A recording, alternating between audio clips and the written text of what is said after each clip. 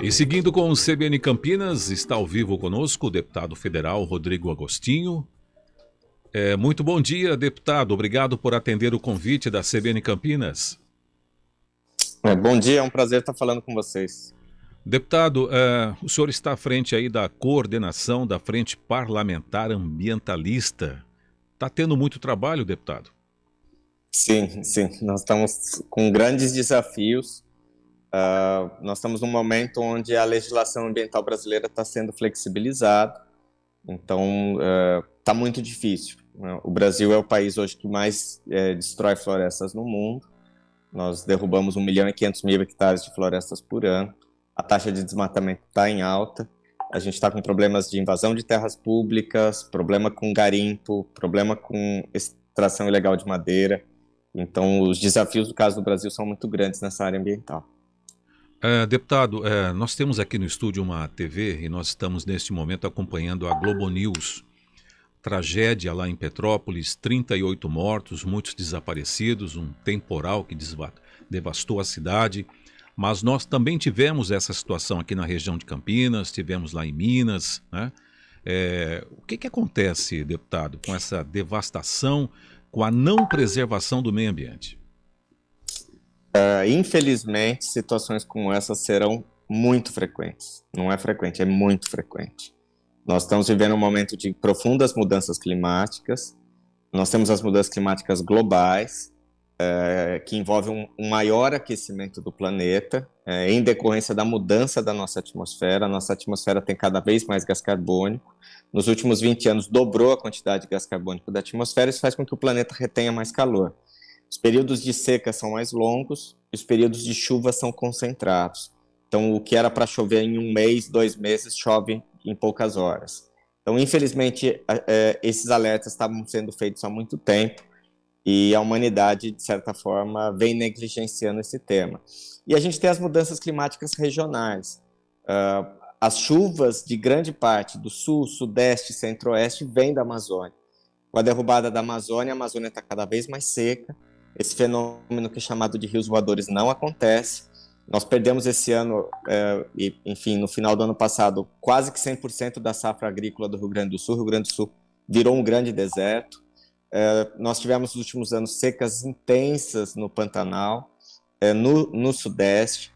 Então, assim, nós temos mudanças climáticas que são globais e mudanças regionais. A gente precisa fazer a nossa lição de casa com urgência. O Brasil depende da agricultura e a agricultura depende de chuva. Para fazer chuva precisa de floresta. Então a gente está vivendo um momento muito complicado de mudanças climáticas. O mundo inteiro está muito preocupado com isso, mas a gente continua insistindo nesse modelo. É um modelo que acha que desenvolvimento é derrubar a floresta. Deputado, bom dia. André Berenguel aqui, obrigado em atender a CBN Campinas. A gente tem informação recente, publicada pelo INPE, o Instituto Nacional de Pesquisas Espaciais, do próprio governo federal, que a taxa de desmatamento na Amazônia Legal Brasileira, justamente isso que o senhor estava falando, teve um aumento de quase 22% em um ano, sendo o maior número desde 2006, segundo as medições dos satélites. O que os senhores, como parlamentares, podem fazer e fazem, com essa frente voltada ao tema, junto ao próprio ministério, aos ministérios, ao próprio governo com relação a isso? Então, vamos lá. O INPE está sendo desmontado, mas mesmo que o governo desmonte o INPE, nós já temos supercomputadores no INPE que já estão desligados por falta de recurso, mas mesmo que isso aconteça, o mundo inteiro hoje monitora as coberturas florestais do mundo. A sociedade civil brasileira acompanha o desmatamento e a gente vem denunciando, vem pedindo informações. Além disso, existe um conjunto de projetos que a gente monitora. Inclusive, o último projeto que nós fizemos é justamente para combater essa chamada impunidade ambiental no Brasil. Só para você ter uma ideia, dados recentes agora, de dezembro, mostram que do total de área desmatada do Brasil, das áreas desmatadas, apenas 1% foram autuadas, e isso totaliza em área desmatada apenas 6%. Então, hoje você tem um problema muito sério de impunidade. 2/3 do desmatamento está acontecendo em áreas públicas, ou seja, são pessoas que estão ocupando terras públicas do governo federal, terras indígenas, unidades de conservação, áreas não destinadas, esperando que o INCRA vai dar o documento para essas pessoas, né? O fenômeno da grilagem. Então, assim, a gente tem um conjunto de situações. O governo vem incentivando, o governo vem chamando as pessoas para ocupar a Amazônia, então você também tem um processo de ocupação incentivado pelo governo. E, por um outro lado, a gente não vê uma alternativa de desenvolvimento para a região norte, né? A Amazônia tem hoje 20 milhões de pessoas, essas pessoas estão vivendo a maior parte nas cidades, né, nas grandes capitais amazônicas, mas falta um projeto de desenvolvimento onde a floresta passe a valer mais em pé do que no chão.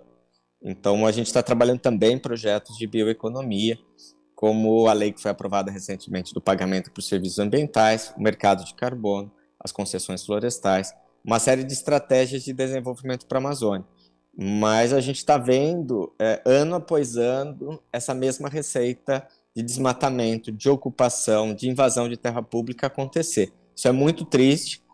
O desmatamento hoje está concentrado em pouco mais de 10 cidades, ou seja, se o governo quisesse agir, seria possível essa ação, sim. Deputado, o senhor falou aí do desmonte do INPE, né? Também está havendo um desmonte da Embrapa e da Emater? Vamos lá. A gente está tendo um desmonte de órgãos de comando e controle, é o caso de IBAMA e CMBio, de órgãos científicos, como é o caso do INPE, de diversos centros tecnológicos, de universidades, enfim.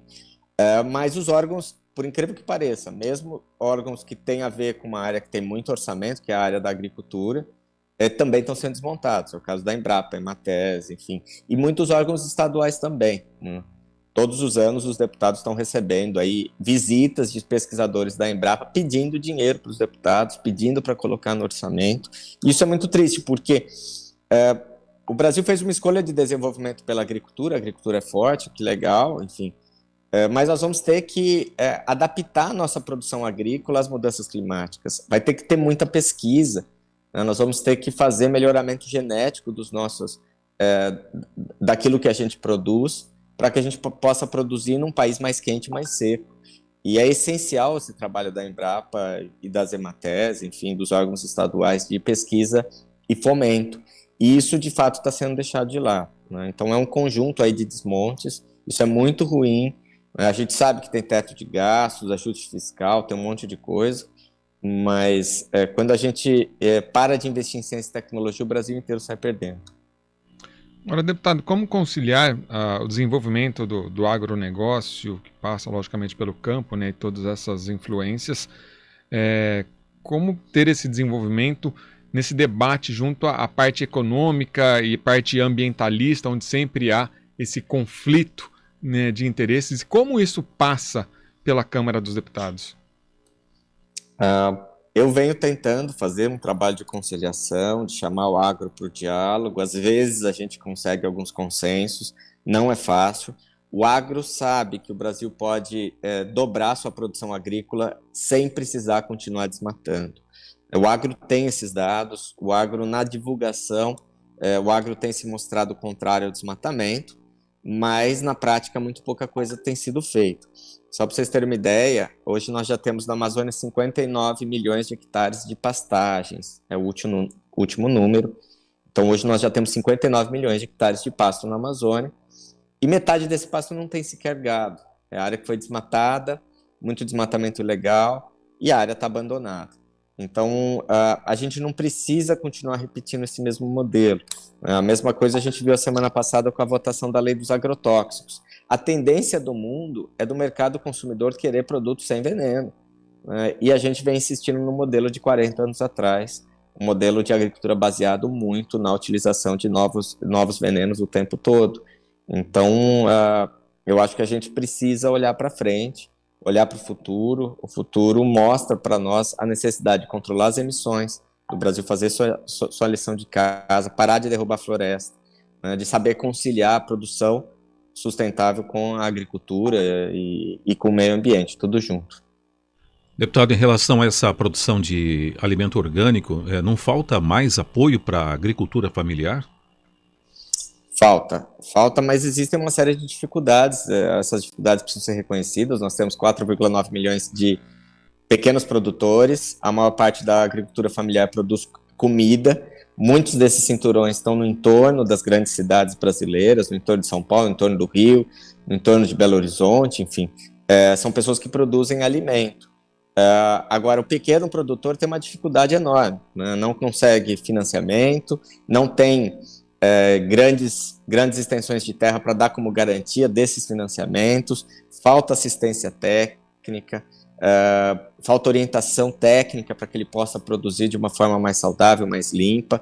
A agricultura, tanto convencional quanto a familiar, as duas têm utilizado muito veneno no Brasil, né? E isso é muito preocupante. Nós precisamos que a população se alimente de produtos saudáveis. Hoje as clínicas que tratam, por exemplo, câncer estão todas lotadas. Então, alguma coisa está errada. E uma parte significativa desses problemas de saúde estão ligados à alimentação. Então, a agricultura familiar precisa ser incentivada e nós precisamos que haja, enfim, uma série de incentivos para a produção mais limpa, para a produção orgânica, para a produção mais sustentável. A gente está vendo outros tipos de produtos também no mercado ganhando espaço na prateleira. O caso, por exemplo, de produtos onde você tem a proteção aos animais. É o caso, por exemplo, dos ovos. Cada vez mais ovos de galinhas criadas livres ganham espaço na prateleira. Por quê? Porque as pessoas querem essa pegada na produção, enfim, é uma exigência do mundo moderno. Nós conversamos com o coordenador da Frente Parlamentar Ambientalista, deputado federal Rodrigo Agostinho. Muito obrigado pela entrevista, deputado. Um bom dia. Bom dia, é um prazer. Fico muito feliz de falar com vocês. Valeu. Obrigado, 10h30.